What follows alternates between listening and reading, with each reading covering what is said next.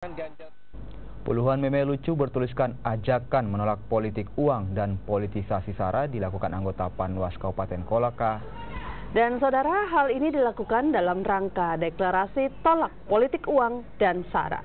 Deklarasi tolak politik uang dan politisasi SARA diwarnai dengan beberapa meme lucu yang sengaja dibuat oleh anggota Panwas Kabupaten Kolaka sebagai bentuk penolakan politik uang dan politisasi SARA dalam pelaksanaan pilkada di Kabupaten Kolaka, Sulawesi Tenggara.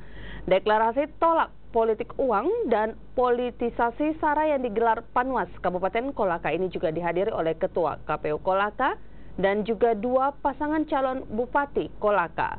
Usai pembacaan deklarasi, dua pasang calon Bupati, Ketua KPU Kolaka, dan Panwas Kolaka membubuhi tanda tangan menolak politik uang dan politisasi SARA.